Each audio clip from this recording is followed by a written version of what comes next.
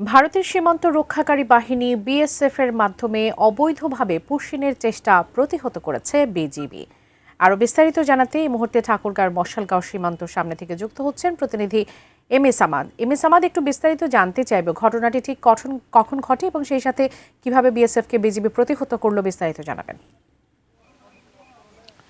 বাবলি, গেল মাসের অর্থাৎ 26শে মে এই যারা 11 জন এখন জিরো লাইনে রয়েছে তাদেরকে ভারতের যে বিএসএফ তারা আটক করে এবং আটক করার পরপরই বিভিন্ন আইনি প্রক্রিয়ার মাধ্যমে এবং তাদেরকে শারীরিকভাবে হেনস্থা করে গত 5 জুন রাত 3:30 তাদের এই জিরো লাইন দিয়ে, আমি যে বাম পাশের যে জিরো লাইনটা দেখাচ্ছি এই জিরো লাইন দিয়ে তারা পুশিন করবার চেষ্টা করে এবং পুশিনটা তাৎক্ষণিকভাবেই বর্ডার গার্ড বাংলাদেশ বিজিবি প্রতিহত করতে সক্ষম হয় এবং বর্তমানে এখন আমি দেখানোর চেষ্টা করছি যে একদমই জিরো লাইনে রয়েছে এবং বিজিবি বিএসএফ মুখোমুখি অবস্থানে রয়েছে। এক পাশে বর্ডার গার্ড বাংলাদেশের সদস্যরা রয়েছে, আর এক পাশে যারা বিএসএফ ভারতীয় সীমান্ত রক্ষাকারী বাহিনী তারা রয়েছেন। এখানে যে 11 জন রয়েছেন তাদের এখনকার অবস্থা যদি বলি, 5 জুন রাত 3:30 থেকে এখন 3:30, প্রায় 35 থেকে 36 ঘন্টা ধরে তারা একই জায়গায় বসে রয়েছে। তাদের পাশে গাছ যদিও রয়েছে সেখানেও তাদের যেতে দিচ্ছে না এবং শুধুমাত্র আপনি জানেন যে এখন প্রায় এই তপ্ত দুপুর বেলা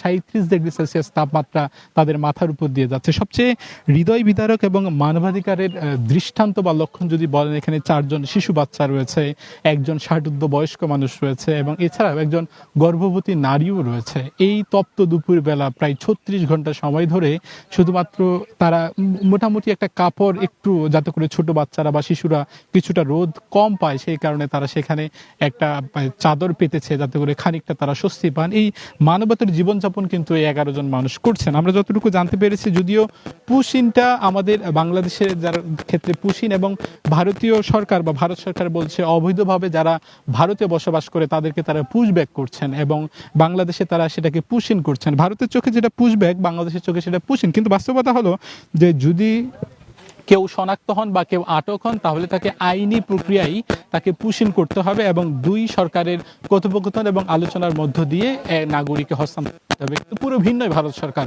ভারত সরকার এই 11 জনের, এছাড়াও সারা দেশে একে একে তারা যে পুশিন করছে এবং 11 জনকে জীবনের ঝুঁকি নিয়ে এই জায়গায় ফেলে দিয়েছেন এবং একাধিকবার পতাকা বৈঠক হয়েছে। বিজিবি আমাদেরকে জানিয়েছেন ভারত সরকার বলছে যে যারা কোনোভাবে তাদের যে জিরো লাইন রয়েছে জিরো লাইনে তারা অতিক্রম করতে দেবে না। তারা কিন্তু সেটা প্রতিহত বিজিবি করেছে। অন্যদিকে বিএসএফ এবং ভারত সরকারের একক যে শক্তিশালী যে তাদের যে অবস্থান এবং মানবাধিকার বা মানবিকতার যে লঙ্ঘন ভারত সরকারের, সেই লঙ্ঘনের যে ফলন, এই ফলন হচ্ছে 11 জন নারী পুরুষ। যে কোনো সময় তারা অসুস্থ হতে পারে এবং বড় ধরনের কোনো দুর্ঘটনা ঘটতে পারে যার দায় পুরো নেওয়া দরকার ভারত সরকারের, কিন্তু ভারত সরকার কোনো কর্ণপাত করছে না।